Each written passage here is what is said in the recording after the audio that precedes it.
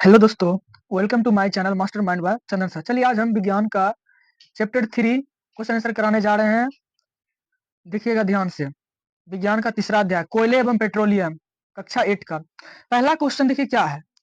CNG और LPG का ईंधन के रूप में उपयोग करने को क्या लाभ है।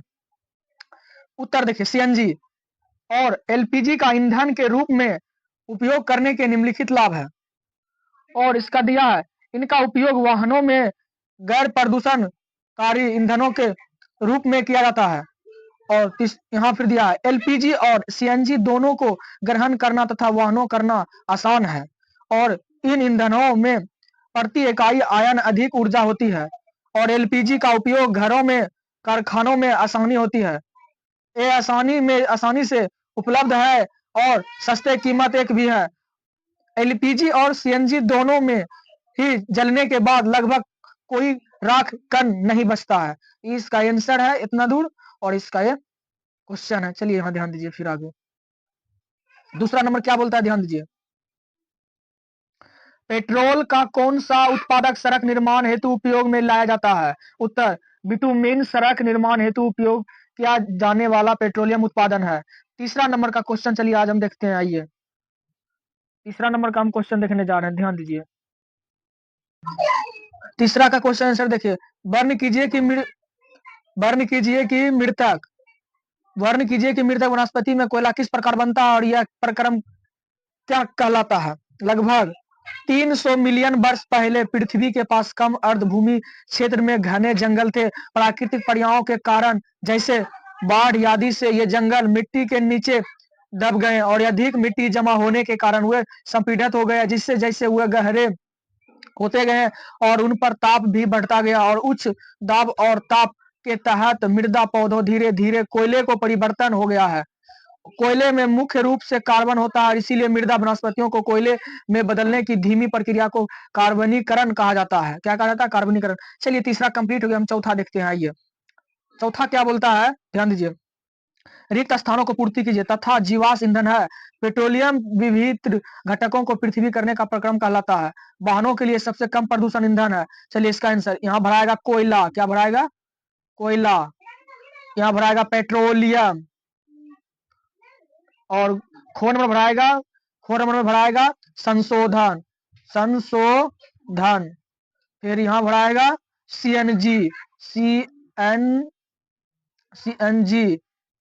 और यहाँ सबका आंसर दिया है, यहाँ देख लीजिए। चलिए 5 का हम देखते हैं। आइए 5 नंबर में क्या बोलता है, सत्य औसत बताना है। क्या बताना है? सत्य औसत बताना है। निम्नलिखित कथनों को सामने सत्य औसत बताएं। क्या बताएं? सत्य औसत बताएं। और जीवाश्म ईंधन प्रयोगशाला में बनाए जा सकते हैं और पेट्रोल अपेक्षा सीएनजी अधिक प्रदूषण है। कोक कार्बन का लगभग शुद्ध रूप है। कोलांतर विभिन्न पदार्थों का मिश्रण है। मिट्टी का तेल एक जीवाश्म ईंधन है। चलिए आगे इसका आंसर दिया, आगे आंसर में देखते हैं। इसका आंसर है जीवाश्म ईंधन प्रयोगशाला बनाए जा सकते हैं, वो सत्य है।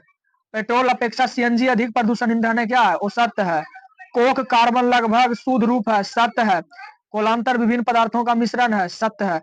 मिट्टी का तेल एक जीवाश्म ईंधन नहीं है, वो सत्य है। चलिए छठा नंबर का आंसर देखते हैं। छठा का आंसर देखिए क्या बोल रहा है, ध्यान से देखिएगा। समझाइए कि जीवाश्म ईंधन समाप्त होने वाले प्राकृतिक संसाधन है।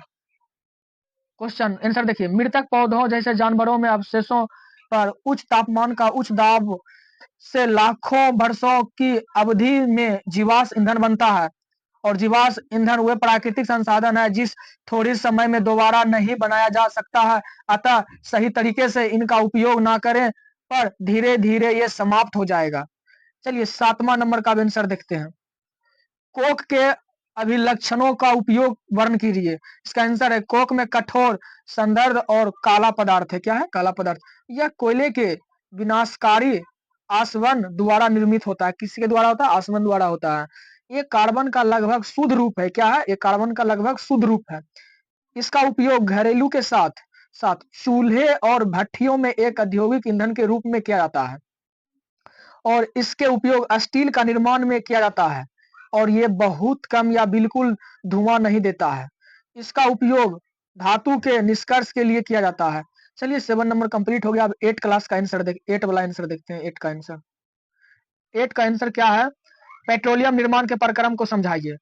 पेट्रोलियम का निर्माण समुद्र के रहने वाले से हुआ था। जब ये जीव मृत हुए, इसके शरीर में समुद्र के पेंदों में जाकर जम गया और यह फिर रेत तथा मिट्टी के तरह द्वारा ढक गए और लाखों वर्ष वायु में उपस्थिति उच्च दाब मृत जीवों में पेट्रोलियम और प्राकृतिक गैसों को बदल दिया और पेट्रोलियम खारे पानी की तुलना में हल्का है और इसीलिए इस पर तैरता है।